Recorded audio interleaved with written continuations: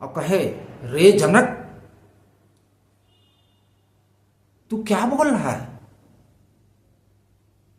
रघुवंशी जहां बैठे हों, इस तरह की भाषा का प्रयोग कोई नहीं कर सकता है जैसे तुम कर रहे हो। मैं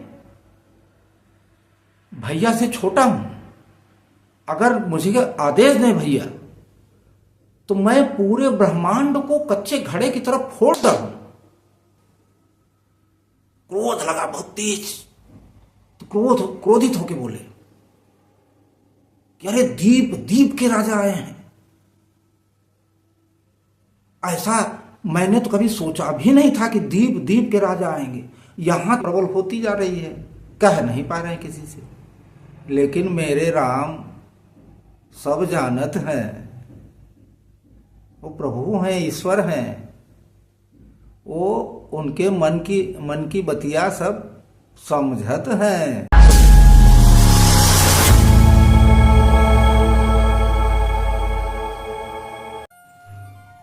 ओम श्री परमात्मने नमः। थोड़ा प्रभु का भजन हो जाए, उसके बाद में फिर कथा सुनाता हूँ। नीलांबुज श्यामल कोमलांगं सीता समारोपित वामभागं पाणौ महासायक चारुचापं नमामि रामं रघुवंशनाथं। सभी भक्तों को, सभी माता बहन भाई पिता जितने भी इस वीडियो को देख रहे हैं, सबको मेरा नमन। यह वीडियो या यह कथा अति सुंदर है। आप लोगों के सुनने योग्य है। जो भी इस कथा को सुनेगा मनोवांछित फल मिलेगा। ईश्वर आपको बहुत कुछ देगा। आपके जितने मन में इच्छाएं होंगी सब पूरी होंगी, क्योंकि यह कथा बहुत ही अलौकिक कथा है। और जो भी हम आपको सुनाएंगे वो धर्म ग्रंथों के अलावा कहीं इधर उधर की बात नहीं होगी। इसलिए आप लोग वीडियो मन से देखिए, सुनिए उसको और समझिए। कथा बहुत ही सुंदर है, बहुत ही अत्यंत रमणीक है। और जो भी इस कथा को सुनेगा तो मैं तो ईश्वर से यही प्रार्थना करता हूं कि उसके सारे मनोवांछित फल पूरे कर दो। जो भी वो मन में सोच रहा हो उसका पूरा करे प्रभु। मैं तो यही कामना करूंगा प्रभु से। कथा इस तरह की है कि जब प्रभु श्री राम लक्ष्मण गुरु विश्वामित्र जी के साथ गए थे उनकी रक्षा करने के लिए, तो उनको एक संदेश मिला था राजा जनक की तरफ से कि आप जो है आइए, यहाँ हमारे यहाँ धनुष यज्ञ का कार्यक्रम है, उसमें आइए आप। उनको निमंत्रण मिला था। तो गुरु विश्वामित्र जी ने राम लक्ष्मण दोनों को कहा कि चलो हम लोगों को जनकपुर चलना है। जनकपुर चलना है, वहाँ धनुष यज्ञ का कार्यक्रम है और उसमें सब लोग चलते हैं। तो लोग चल दिए। तो रास्ते में उनको जो है चले जा रहे हैं। अब प्रभु हैं, श्री राम भगवान हैं, विश्वामित्र जी उनके गुरु हैं। चले जा रहे हैं, रास्ते में बड़ा ही सुंदर, बड़ा ही मनोहारी, अलौकिक गंगा जी का दृश्य दिखाई दिया। गंगा जी दिखाई दी। आज वो गंगा जी दिखाई दी तो विश्वामित्र जी ने भी प्रणाम किया और प्रभु श्री राम लक्ष्मण जी ने भी प्रणाम किया। और विश्वामित्र जी गंगा जी के अवतरण की कथा जो है वो प्रभु श्री राम जी से बड़े ही ढंग से सुनाए, बताए। अब प्रभु श्री रामचंद्र जी उसको सुने भी। सुनने के बाद में उसके तीनों लोग जो है गंगा जी में स्नान किए। स्नान करने के बाद में अपना दान दक्षिणा ब्राह्मणों को खूब अच्छी तरह से दिए, खूब दान दक्षिणा दिए। और उसके बाद में लोग आगे के लिए प्रस्थान किए। आगे चले जा रहे हैं, रास्ता कटता जा रहा है, आगे बढ़ते जा रहे हैं। जब जनकपुर नजदीक आने लगा तो बिल्कुल शोभा अलग तरह से एकदम से सुंदर दिखने लगी, क्योंकि जनकपुर अत्यंत शोभायमान, पूरा नगर शोभायमान था। और नजदीक पहुंचे थोड़ा सा, जब जनकपुर में एंट्री कर गए, घुसे, तो क्या कहने हैं, नगर की शोभा देख के तो सभी लोग एकदम से ऐसा मन का वो विचलित हो रहा था कि वाह क्या सुंदर नगर है, क्या सुंदर दृश्य है यहाँ का। आगे चले जा रहे हैं। अब देखिए तीनों तरह की हवाएं बह रही हैं, शीतल मंद सुगंध, तीनों तरह की वायु बह रही है। आप कल्पना भी नहीं कर सकते हैं, सुंदरता का वर्णन नहीं हो सकता। कितना सुंदर महल, कितना सुंदर जो है नगर है। आगे चले जा रहे हैं।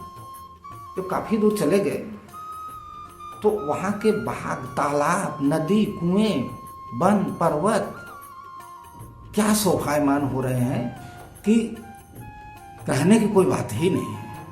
अत्यंत सुंदर।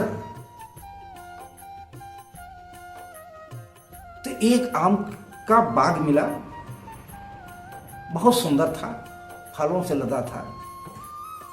तो विश्वामित्र जी ने कहा कि हे राम, हमारा तो मन कर रहा है कि यहीं डेरा डाल दिया जाए। अब प्रभु राम क्या कहते? वो कहे कि ठीक है गुरु जी, जैसी आपकी इच्छा हो, आप जैसा कुछ करें, ठीक है, कोई वो नहीं है। आप जहां रुकेंगे वहां हम लोग भी रुक जाएंगे। तो वहीं आम के बाग के में जो है अपना डेरा वो डाल दिए। अब वहां की शोभा तो बड़ी अलौकिक थी। सुंदर सुंदर चौराहे, सुंदर सुंदर गलियां, सुंदर सुंदर भवन बने हैं। कुबेर से भी अधिक, जो कि खजाना था कुबेर का ना, उससे भी अधिक कहीं वहां के व्यापारी थे। अपना सामान लगा लगा के दुकानों में बैठे हैं। मणियों से तो उनके छज्जे बने हैं, हीरों से, मणियों से छज्जे बने हैं। तालाब वालाब के घाट पाट जो बने वो मणियों के बने हैं। वो सुंदर दृश्य था, वो सुंदर दृश्य था कि बखान ही नहीं हो सकता। अत्यंत रमणीय। अब प्रभु लक्ष्मण और श्री रामचंद्र जी जो है वो देख के तो बहुत ही प्रसन्न हो रहे थे, पूरा देख देख के चारों तरफ का। इतने सुंदर सुंदर भंवरे जो है कलरव कर रहे हैं, पेड़ों पर कोकिलें बोल रही हैं, तोता बोल रहे हैं, तीनों तरफ हवाएं बह रही हैं। बहुत ही सुंदर वातावरण, बहुत ही सुंदर, जिसका कि बखान नहीं किया जा सकता। तो थोड़ी देर बैठे थे, रुके वहाँ। उसके बाद लक्ष्मण जी के मन में ये था कि थोड़ा सा अगर हम लोग बाग वाग देख आवे, घूम आवे तो ज़्यादा ठीक रहेगा, अच्छा रहेगा। लेकिन अब वो कह नहीं पा रहे हैं किसी तरह का, कह नहीं पा रहे हैं किसी से। प्रभु राम जी का, चंद्र जी का संकोच तो था ही, और साथ में गुरु विश्वामित्र भी थे, उनसे भी संकोच खाते थे, कुछ नहीं कह पा रहे हैं। लेकिन मेरे राम, मेरे प्रिय प्रभु श्री राम सबकी मन की गति जानते हैं। वो लक्ष्मण जी के मन की गति को समझ गए तुरंत कि इनके मन में क्या चल रहा है। तब उनसे नहीं रहा गया, तो गुरु जी से कहते हैं कि हे गुरुवर, अगर आपका आदेश हो तो लक्ष्मण को थोड़ा सा ये फुलवाड़ी वड़ाड़ी देखने का मन कर रहा था, तो चले जाए, हम लोग देख आए, अगर आपका आदेश हो तो उन्होंने कहा कि बिल्कुल जाओ बेटा, भैया प्रभु आप जाओ, आप धर्म के रक्षक हो, आप जाओ और फुलवाड़ी देख आओ, जहां जहां आपको घूमने का मन हो इधर घूम आओ। तो उन्होंने प्रभु को शीश नवा के दोनों लोग गए फुलवाड़ी देखने। फुलवाड़ी देखने गए तो उधर क्या था, जनक जी के यहाँ सीता जी की माता जी ने कहा कि पुत्री जाके गौरी जी का पूजन करे आओ। अब देखिए, एक तरफ दोनों जने का वो बन रहा है, गौरी जी का पूजन करने के लिए माता जी भेज रही हैं। तो सीता जी जो है अपना स्नान करके फूल वूल लेके थाली में सजा के बढ़िया सखियों के साथ में जो है गौरी जी के मंदिर की तरफ गई। अब गौरी जी का मंदिर भी वहीं था, बाग के पास में ही, फुलवाड़ी भी उधर ही थी जहाँ प्रभु श्री राम और लक्ष्मण गए थे। तो सीता जी अपना गई पूजन वूजन गौरी जी की। गौरी जी की पूजन कर ही रही थी तो एक सखी उसमें से जो है वो थोड़ा कुछ फूल वूल तोड़ने गई होगी, कुछ गई होगी, देखी, वहाँ देखी तो वही दो राजकुमार उसको दिखे, प्रभु श्री राम और लक्ष्मण। और देख के तो वो एकदम से बहुत चक्की आ गई, बहुत जोर से, कि अरे कहाँ से आ गए, कौन है ये। वो देखने के बाद में तुरंत दौड़ के गई मंदिर में गई तो सब सखियों से बताई कि अभी हमने दो राजकुमार देखे हैं, वहाँ बाग में फूल की बगिया जहाँ है ना, वहाँ दो राजकुमार हमने देखा है अभी। अब बहुत सुंदर हैं वो दोनों राजकुमार, बहुत ही सुंदर हैं देखने में। तो सखियां कहने लगी कि कहाँ है, तो कहें वही फूल की बगिया जहाँ है वहीं है, वो लोग घूम रहे हैं इसे। तो उन लोगों ने कहा कि चल के दिखाओ जरा, हम लोगों को भी दिखाओ।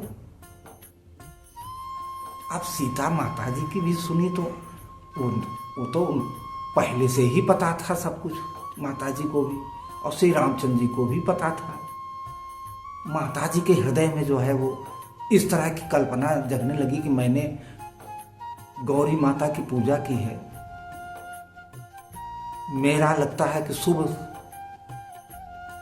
संकेत जो है हमको मिल रहा है, ऐसा हमको भी आभास हुआ। तो उन्होंने भी कहा कि चलो दिखाओ, सखियों के साथ में वो भी चल दी। सखियों के साथ में गई, देख वहाँ तो जहाँ प्रभु श्री रामचंद्र जी थे तो वहाँ दिखाई नहीं दे रहे थे इन लोगों को, थोड़ा सा फूलों के पेड़ों के जो है आड़ में थे वो, और ये लोग उधर से चली आ रही थी। अब जो सखी देख के गई थी उसको कह रहे कहाँ है, कहाँ है, कहाँ है। अब वो बार बार इधर उधर झांक रही, इधर उधर झांक रही, इधर देखे उधर देखे उधर देखे, कहीं कोई दिखे ना। एक जगह लता की ओट में उनको देखा कि वो दिख रहे हैं, तो वहीं से दिखाया, देखो उस लता की ओट में है। और जैसे ही बताया लता की ओट में है, तो वैसे ही श्री रामचंद्र जी लता की ओट से बिल्कुल ऐसे बाहर निकले। ऐसे बाहर निकले जैसे होता नहीं है कि बादल जब घिरे हों और बिजली कड़के, उस तरह से उनका दृश्य दिखाई दे प्रभु श्री रामचंद्र जी का। और सभी सखियां देखे तो एकदम भाव चक्की रह गई, अरे हाथ जोड़ के खड़ी हो गई सब एकदम एक टक प्रभु जी को ही देख रही हैं। सीता जी भी एक टक देख रही हैं। कुछ सुधी बुद्धि सबकी भूल गई और मन में ये सोचने लगी सारी सखियां कि अगर इनसे इनका सीता जी का विवाह हो जाए तो कितना सुंदर है। राम को देख करके जनक नंदिनी, राम को देख करके जनक नंदिनी, बाग में वो खड़े के खड़े रह गई, बाग में वो खड़ी की खड़ी रह गई। राम को देख करके जनक नंदिनी, बाग में वो खड़ी की खड़ी रह गई, बाग में वो खड़ी की खड़ी रह गई। राम देखें सिया को, आहा, राम देखें सिया को, सिया राम को, राम देखें सिया को, सिया राम को। चार अखियां लड़ी की लड़ी रह गई, चार अखियां लड़ी की लड़ी रह गई। राम को देख करके जनक नंदिनी, राम को देख करके जनक नंदिनी, बाग में वो खड़ी की खड़ी रह गई। ये सोचने लगी सारी सखियां कि अगर इनसे इनका सीता जी का विवाह हो जाए तो कितना सुंदर है, ये कितने सुंदर देखने में लग रहे हैं। ये लगता है कोई नारायण है या भगवान है क्या। सब सखियां मन में सोचने लगी। काफी देर तक देखती ही रह गई, नजर ही न हटे प्रभु जी के सामने से। अब घर भी जाना है, लेकिन एक टक काफी देर तक देख भी रही है, हट ही नहीं रही, नजर नहीं हट रही, क्या करें। और रामचंद्र जी प्रभु भी देख रहे हैं उधर ही, उनकी भी नजर नहीं हट रही है, उनका भी मन कर रहा है कि देखते ही रहे ऐसे। लेकिन जाना दोनों जने को था, उनको घर जाना था, इनको गुरु जी के पास आना था। तो थोड़ी देर तक ये चलता रहा। उसके बाद में सखियां और सीता जी को लेके चली गई घर। अब मन ही मन सब सोच रही थी कि ये जो है बहुत ही सुंदर राजकुमार हैं और इनका अगर सीता जी से विवाह हो जाए तो इसी बहाने ये जनकपुर भी आएंगे और हम लोग इनको अपनी आंखों से देख देख के उसका हम आनंद लेंगे, हर्षित होंगी। सारी सखियां यही सोच रही हैं, यही दिमाग में चल रहा है। प्रभु श्री रामचंद्र जी लक्ष्मण जी के साथ आए गुरु जी के पास। रास्ते में ही थे, इधर जो है जनक जी को पता चला कि विश्वामित्र ऋषियों के जो कि श्रेष्ठ ऋषि हैं, ऋषियों में सबसे बड़े ऋषि हैं विश्वामित्र जी, वो आए हैं और बाग में डेरा डाले हैं। तो वो जो है अपने इष्ट मित्रों के साथ में ब्राह्मणों को लेके, अपने गुरु सतानंद जी को लेके और विश्वामित्र जी के से मिलने आए। अभी प्रभु श्री रामचंद्र जी लक्ष्मण जी नहीं पहुंचे हैं, इसके पहले ही वो लोग यहाँ आए, विश्वामित्र जी को प्रणाम किया और हालचाल हुआ और विश्वामित्र जी सबको बैठिए। थोड़ी ही देर में प्रभु श्री राम और लक्ष्मण दोनों आ गए। इनकी मूरत देखते ही सबके एकदम से प्रेम विह्वल मगन, देखते ही रह गए। अब जैसे ही प्रभु श्री रामचंद्र जी आए, उससे सब लोग खड़े होकर हाथ जोड़ लिए, खड़े हो गए। क्योंकि उनकी छवि बड़ी मनोहर थी, बड़ी ही मनोहर थी। इतनी छवि मनोहर थी कि देखते भी नहीं, हम आप देख लें तो नजर से देख भी नहीं सकते हैं उस छवि को, देखते ही बन रहा है। सब लोग खड़े हो गए, खड़े होकर ऐसे हाथ जोड़ लिए। प्रभु श्री राम और लक्ष्मण को विश्वामित्र जी ने बुला के अपने पास बगल में बैठा लिया। अब जनक जी तो एकदम एक टक देख ही रहे, उनकी तो नजर ही नहीं हट रही है। वो विश्वामित्र जी से फिर उनसे नहीं रहा गया, तो हाथ जोड़ के पूछे कि हे श्रेष्ठ मुनि, हमको आप सच्ची सच्ची बात बताइए, ये दोनों राजकुमार आखिर ये कौन है? हमको तो ऐसा लग रहा है कि ये या तो साक्षात ईश्वर हैं या किसी राजा की मणि हैं। ये कौन है? हमको सच्ची सच्ची बात आप बताइए। बड़े विह्वल, बड़े प्रेम से। तो विश्वामित्र जी बहुत जोर से हंसे। इतना जोर से हंसे विश्वामित्र जी और कहे उनसे कि हे राजन, आपकी बात मिथ्या नहीं है, आप जो कह रहे हैं सत्य कह रहे हैं। ये रूप गुण शील के साक्षात पर ब्रह्म है। ये इनकी जो शोभा इतनी अलौकिक है, वो ऐसे नहीं है, ये साक्षात ब्रह्म है। और ये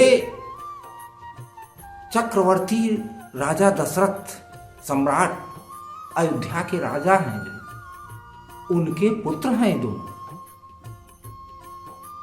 राजा ने हमारे पास भेजा है हमारे यज्ञ की रक्षा करने के लिए। हम जब यज्ञ करते थे तो उसमें बड़े बड़े राक्षस, बड़े बड़े दानव जो है आके उसको हमारा नष्ट भ्रष्ट कर देते थे।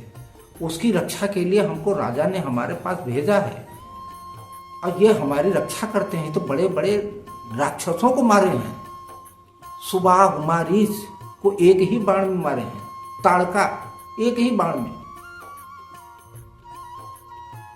ये पूरा जगत जानता है, पूरा विश्व जानता है। ये राजा जनक के लड़के हैं दोनों, और मेरी यज्ञ की रक्षा के लिए हमारे पास राजा दशरथ ने भेजा है। आपका बुलावा जब आया तो हम इन लोगों को साथ में लेके यहां आए हैं। आप सतानंद जी तो एकदम से इतने वो हो गए थे, इतने वो हो गए थे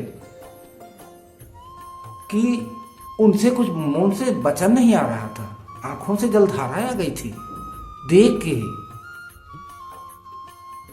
और इधर सारी सखियां क्या सोच रही हैं कि हम तो अगर जनक जी विवाह कर देते, अपना हठ त्याग देते तो बहुत अच्छा होता था। तो उसमें एक सखी कहती है कि ऐसा नहीं, जनक जी ने, अब देखो हम लोगों के अगर भाग्य में होगा, हम लोगों के भाग्य अगर अच्छा होगा तो ऐसा ही होगा, कुछ कहा भी नहीं जा सकता। तो जनक जी ने फिर गुरु विश्वामित्र जी से हाथ जोड़ के कहा कि हे गुरुवर, हे प्रभु, अब आप लोग चलिए, आप भी चलिए, इन दोनों भाइयों को ले लीजिए और चलिए आप लोग महल में, यहाँ ठीक नहीं लग रहा है। तो उन तीनों लोगों को लेके ये लोग आगे एक महल में ठहराए। अब वो ऐसा महल था कि मैं उसका क्या वर्णन करूं। ऐसा महल था वो कि तीनों ऋतुओं में एक समान मणियों के छज्जे लगे हैं, हीरों की किवाड़ लगी है, सुंदर सुंदर जो है उसमें झालरें लटक रही हैं हीरों की। उस महल में जो है विश्वामित्र को और श्री रामचंद्र जी प्रभु को रोके और काफी देर तक उनका जलपान वगैरह कराए, पूजा उनके की, और उन्हें विनय ढंग से किए और काफ़ी देर तक थे। उसके बाद में जनक जी ने गुरु विश्वामित्र से आज्ञा पाके और चले गए। इधर ये लोग क्या हुआ कि शाम हुई, गुरु विश्वामित्र जी तरह तरह की पुरानी कथाएं दोनों जनक सुनाए। सुनाने के बाद में भोजन किए, विश्वामित्र जी लेट गए तो प्रभु श्री रामचंद्र जी विश्वामित्र जी का पैर दबाने लगे। क्या दृश्य था! प्रभु जिनका कि शंकर जी के हृदय में उनका चरण रहता है, शंकर जी के महादेव के हृदय में उनका चरण रहता है, दुनिया के लोग, जगत के लोग इतना पूजा पाठ करके भी उनको नहीं प्राप्त कर सकते हैं। और वही प्रभु, वही दीनदयाल, वही मेरे नाथ गुरु का पैर दबा रहे हैं। क्या कहने है, क्या दृश्य था! आप लोग अनुभव तो कीजिए, क्या दृश्य रहा होगा। विश्वामित्र जी बार बार कह रहे हैं कि अब राम, हे तात, अब जाओ सो जाओ, सवेरे उठना भी है, जाओ सो जाओ, अब हो गया, बस बहुत हो गया।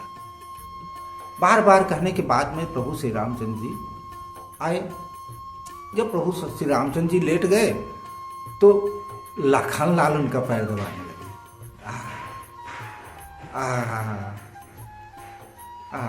क्या सुंदर दृश्य था! बहुत देर तक दबाते रहे, बहुत देर तक दबाते रहे।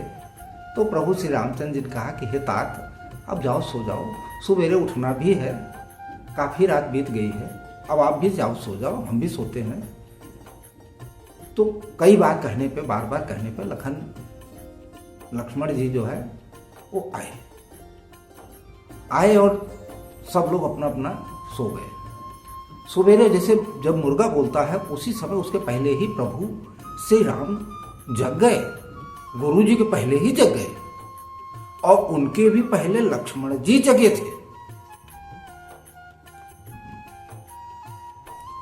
जगने के बाद में सब लोग अपना नित्य क्रिया वगैरह किए, स्नान किए, पूजन पाठ वगैरह किए प्रभु श्री राम और लक्ष्मण दोनों।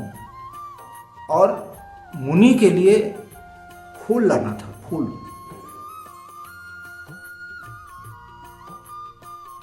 लाना था। तो प्रभु श्री राम लक्ष्मण जो है सवेरे सवेरे गए, अब सुंदर सुंदर फूल तोड़ के ले आया, प्रभु विश्वामित्र को दिए, पूजन पाठ किए, अपना भोजन हुआ। उसके बाद में फिर वही लखन जी की लालसा हुई कि अब नगर देखने की इच्छा हो रही है। पहले फुलवाड़ी देखने की इच्छा थी, अब नगर देखने की इच्छा हुई उनकी। अब नगर देखने की जब इच्छा हुई तो अंदर अंदर इच्छा उनकी प्रबल होती जा रही है, कह नहीं पा रहे हैं किसी से। लेकिन मेरे राम सब जानत हैं, वो प्रभु हैं, ईश्वर हैं, वो उनके मन की बतिया सब समझत हैं, सब समझ गए।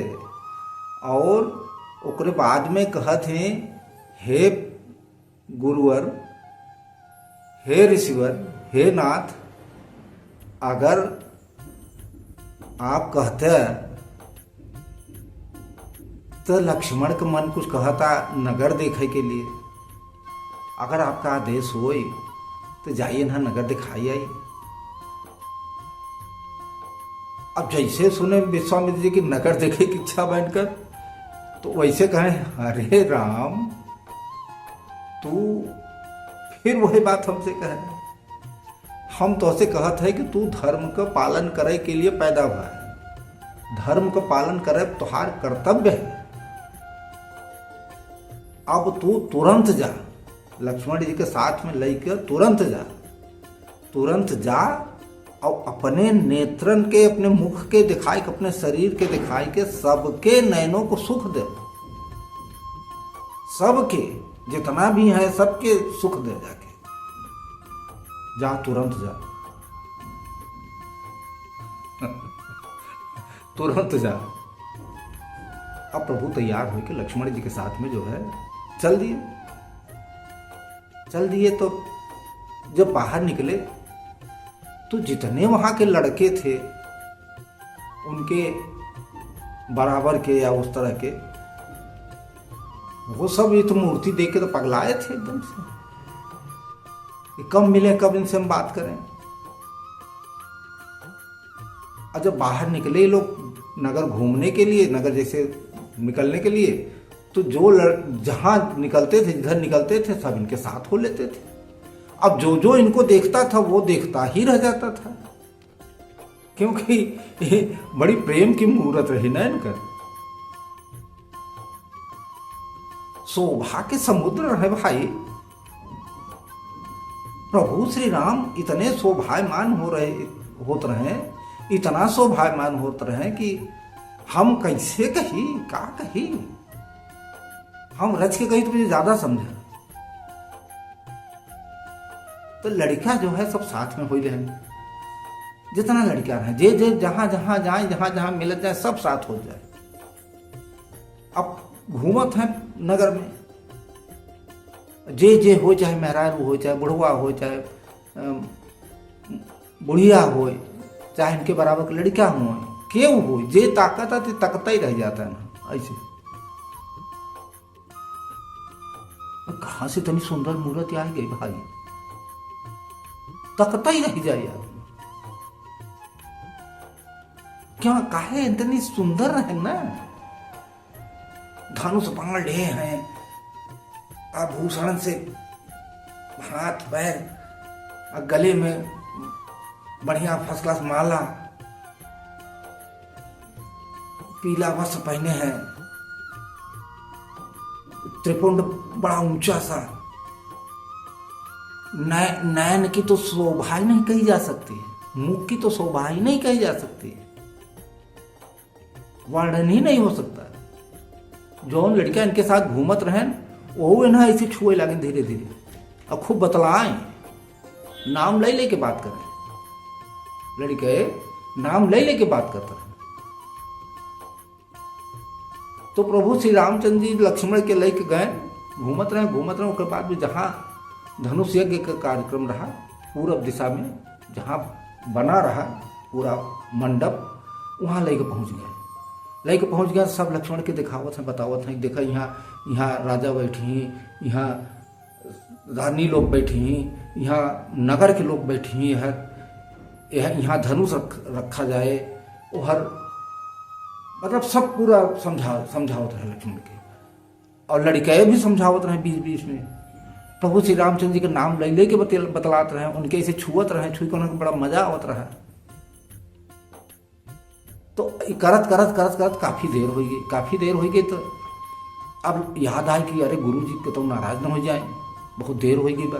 तो लक्ष्मण से कहे कि अब चले के बा भाई, चले के बा, देर हो जाए। तो लड़कन के कोनो जबरदस्ती उन्हन के विदा के जात नहीं रहे, जबरदस्ती विदा कहन कि चलो फिर से मिलब, अब यही है, हम पे जात नहीं है, फिर मिलब, तू मुझे अपने अपने घरे जा, अब हम से देर होता जाए तो गुरु जी न डटी गुरु जी डटी फिर नहीं जाए तो हम वापस। तो जल्दी कह के सबके भेज के आयन गुरु जी के पास, गुरु जी को प्रणाम किए, उनके बगल में बैठ गए। गुरु जी अपन कुछ पुरानी कथा उथा कहे लागे, सुनाए। उसके बाद भी भोजन हुआ, विश्राम अपना किए, फिर आराम किए। अब दूसरे दिन कार्यक्रम था धनुष यज्ञ का कार्यक्रम वहाँ शुरू हो गया।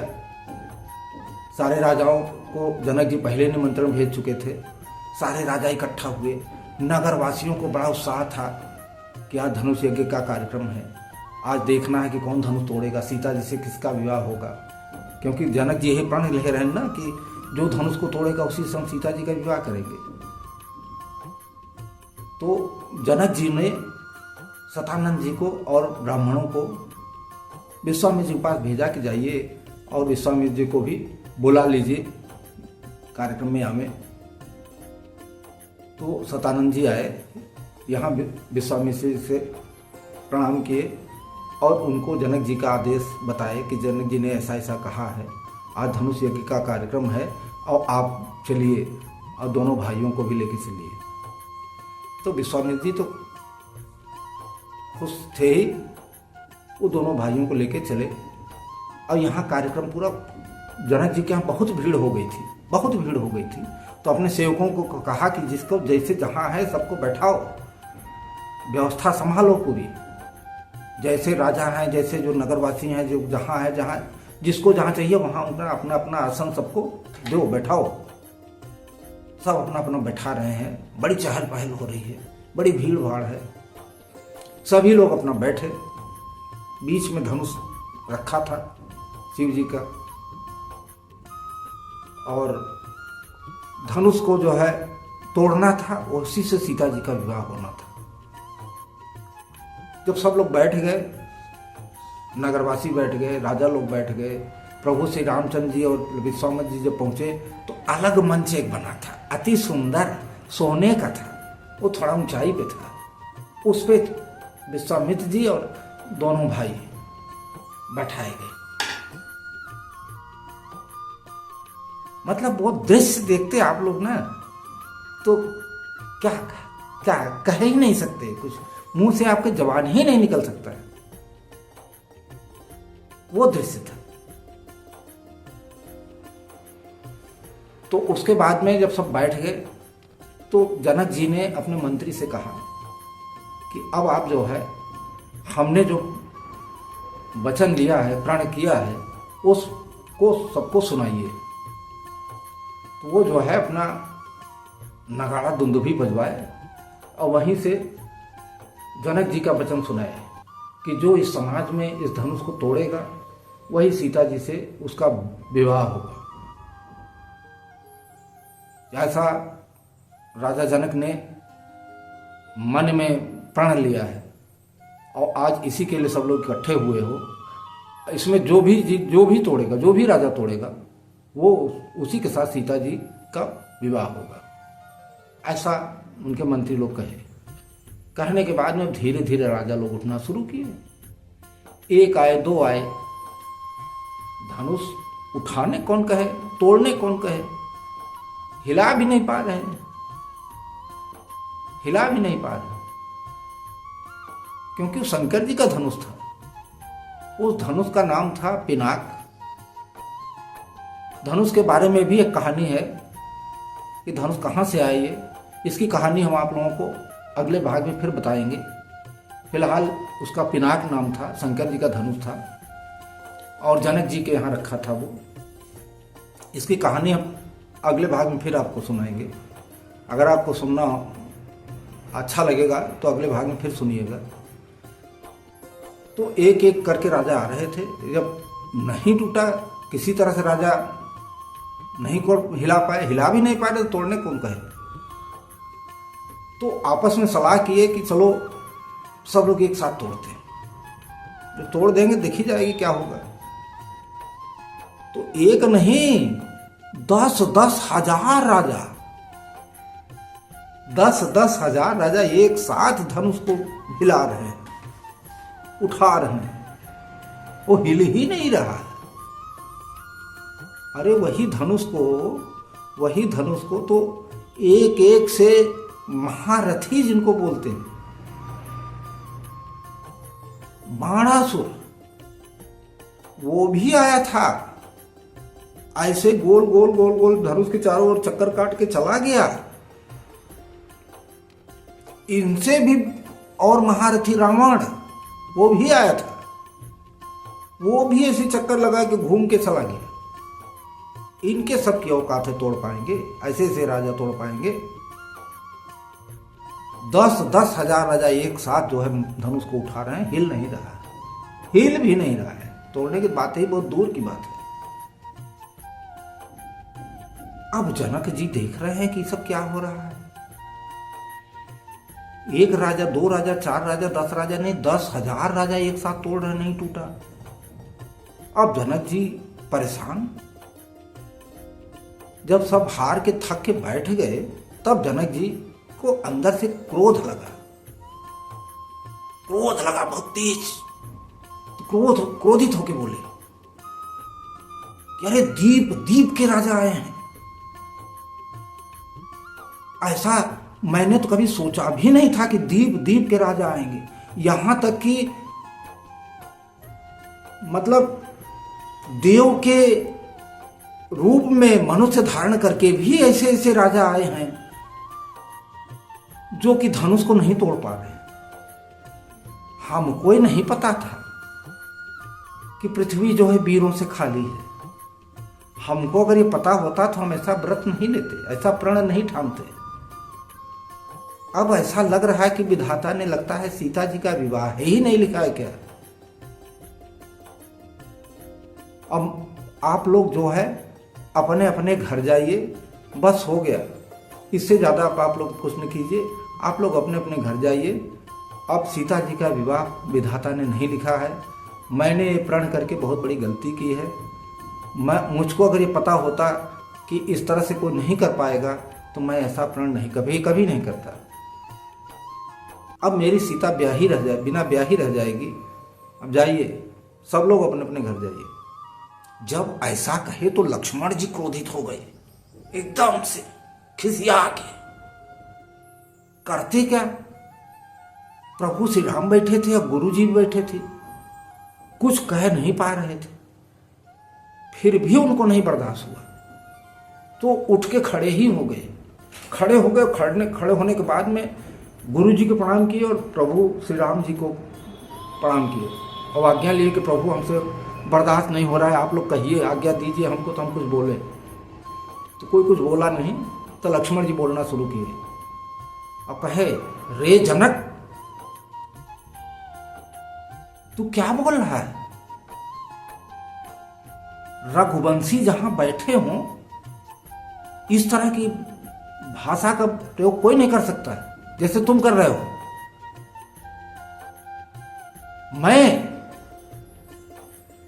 भैया से छोटा हूं, अगर मुझे आदेश दें भैया तो मैं पूरे ब्रह्मांड को कच्चे घड़े की तरफ फोड़ दूं,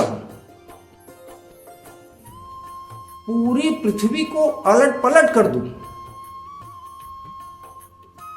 जितने भी पृथ्वी पर पहाड़ हैं, नदियां हैं, सबको तोड़ मरोड़ को फेंक दूं। क्या कह रहा है? ये धनुष क्या चीज है? बहुत जोर से लक्ष्मण जी के इतना भयंकर जोर से थे कि सब लोग जितने थे सब लोग डर गए कि अरे क्या हो रहा है। जनक जी भी सब जा गए। अब बहुत देर तक बोलते रह गए। तब प्रभु रामचंद्र जी से नहीं बर्दाश्त हुआ तो कहे, लक्ष्मण शांत शांत शांत, आओ बैठो बैठो बैठो। उनको बैठा लिए। उसके बाद में थोड़ी देर के बाद में गुरु विश्वामित्र जी को फिर जब शुभ घड़ी शुभ लगन दिखाई, समझ में आया, तो उन्होंने कहा कि उठहु राम भंजहु भवतापा अमेटहु तात जनक परितापा। हे राम, अब उठो और जाओ, धनुष तोड़ो, जनक जी के पश्चाताप को दूर करो। अब प्रभु श्री राम को तो तोड़ना ही था। माता सीता जी जब ये सुनी तो उनको भी बड़ा अंदर से हृदय में हर्ष हुआ। लेकिन सीता जी की जब माता जी ये बात सुनी तो उनको बड़ा अंदर से वो लगा कि अरे ये विश्वामित्र जी क्या कह रहे हैं। इतने बड़े बड़े धुरंधर राजा,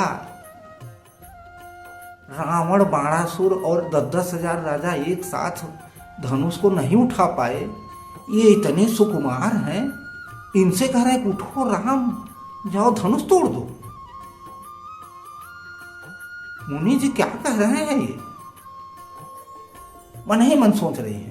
बोली एक सखी राम को देख कर बोली एक सखी, राम को देख कर रच गई है विधाता ने जोड़े सुघर, रच गई है विधाता ने जोड़े सुघर।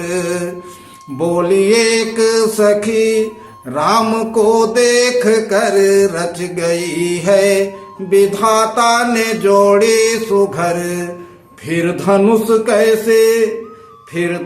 कैसे तोड़ेंगे वारे कुंवर, फिर धनुष कैसे तोड़ेंगे वारे कुंवर।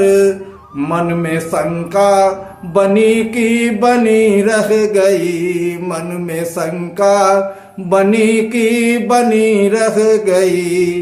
राम को देख करके जनक नंदिनी, राम को देख करके जनक नंदिनी, बाग में वो खड़ी की खड़ी रह गई। बोली दूसर सखी छोटन देखन में है। दूसरी सखी बोल रही है कि बोली दूसर सखी छोटन देखन में है, फिर चमत्कार इनका नहीं जानती। बोली दूसर सखी देखन छोटन देखन में है, फिर चमत्कार इनका नहीं जानती। एक ही बाण से ताड़का राक्षसी, एक ही बाण से ताड़का राक्षसी। उठ सकी ना पड़ी की पड़ी रह गई, उठ सकी ना पड़ी की पड़ी रह गई। इसकी भी एक कहानी है, आगे तक की है। इसको भी मैं आगे अगले भाग में बताऊंगा। लेकिन अभी उनकी सोच जो है बता रहे हैं कि उनकी सोच यही थी कि मुनि जी क्या कह रहे हैं, कितने सुकुमार बालक हैं, इनसे कह रहे हैं जाओ धनुष उठाओ तोड़ दो, भला इनसे टूट पाएगा। तो रामचंद्र जी भगवान फिर उठे और अपने गुरु को प्रणाम किए, अपने इष्ट देव को प्रणाम किए और धीरे धीरे धनुष के पास पहुंचे। धनुष के पास पहुंचे जब, तो चारों तरफ निगाह करके से देख रहे हैं। देखने के बाद में एक झटके में धनुष उठा लिए, और जैसे ही धनुष उठा, जितने भी लोग वहां बैठे थे सब ऐसे करके ताक रहे हैं।